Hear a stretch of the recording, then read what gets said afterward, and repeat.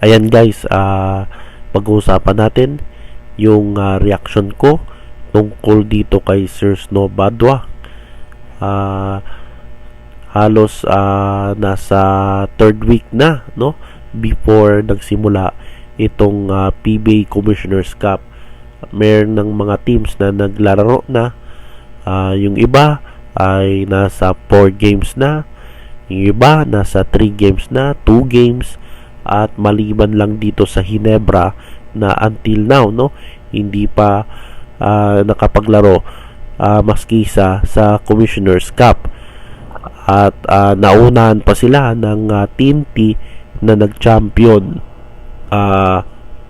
nung kakatapos lang na Governor's Cup. So yan yung laman ng FB post ni Sir Snow Badwa, at pakibasa na lang po guys. Depensa naman ng mga Ginebra fans ay meron sa kanila, no, merong mga players na nag-participate sa FIBA Asia Qualifier. Yung mga Ginebra player na part ng Gilas Pilipinas, kasama pa yung mga coaching staff led by Coach Tim Con. Kaya pinagbigyan sila ng break, no. Kailangan muna nila na magpahinga, no, after manalo sila sa 2 games dyan sa FIBA Asia Qualifier. Tama nga naman, no, kailangan nila ng pahinga. Sa ngayon ay bukas yung kanilang first game sa Commissioner's Cup, at kalaban nila yung NLEX na gaganapin sa December 11, Wednesday, sa Ninoy Aquino Stadium. At dahil ang Ginebra ang huling team na hindi pa naglaro sa Commissioner's Cup, ay sunod-sunod yung kanilang laro. Meron sa 13, sa December 15, sa 18, 21, at sa 25 yung Manila Clasico Christmas game sa Araneta Coliseum. May tama din naman yung depensa ng mga Ginebra fans, pero mas may punto din si Snow Badwa. Mukhang napaboran nga yung Ginebra. Hindi naman lahat ng player, no, ng Ginebra ay nakapaglaro sa Gilas. Sila Japet, si Scotty, at si Malonzo lang yung part sa Gilas. Balita ko si Malonzo injured pa din, ganon din si Jeremiah Gray. Di ko alam kung kailan siya makabalik. Meron din naman mga coaching staff dyan, no, sa Ginebra na pwedeng maging acting coach muna habang nagpahinga itong si Coach Tim Con.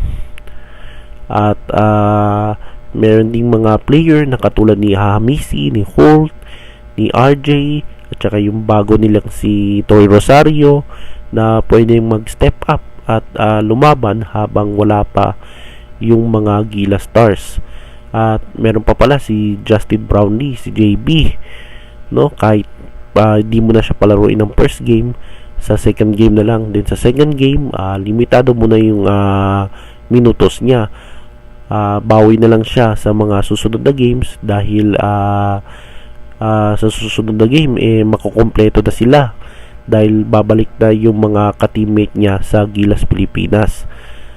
So mas nahunahan pa sila dyan sa TNT na naglaro na, no. Nagsimula yung opening ng bagong conference sa Sunday. Of course, yung mga uunay nila yung mga teams na na-eliminate last conference, yung mga teams na early na eliminate, yun yung naglalaban. Then yung dalawang teams na nakapasok sa finals, likely maglalaro sila Friday, Saturday, o di kaya sa next Sunday. So ganun naman talaga. Nasubaybayan ko na yung PBA guys, no. Matagal ko na sinubaybayan yan. Pag nag-opening sila, likely yung mga dalawang teams na pumasok sa finals, likely next Sunday yung kanilang laban, no. Dito ngayon sa Ginebra, mga third week na. Mas naunahan pa sila ng TNT. Yung TNT problemado ngayon dahil kulang sila ng mga players. At tingin ko need din sila magpahinga, no? Dahil galing sila sa championship, no? May championship hangover pa itong TNT.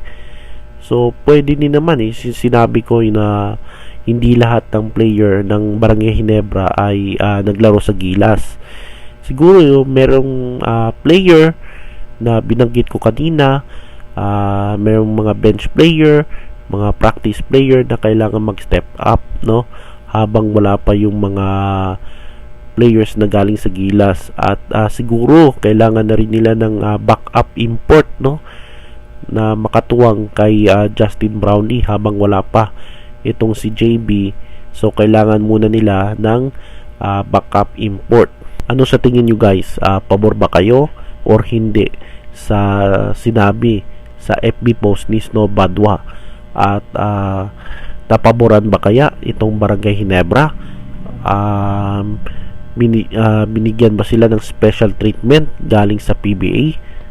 Don't forget to subscribe.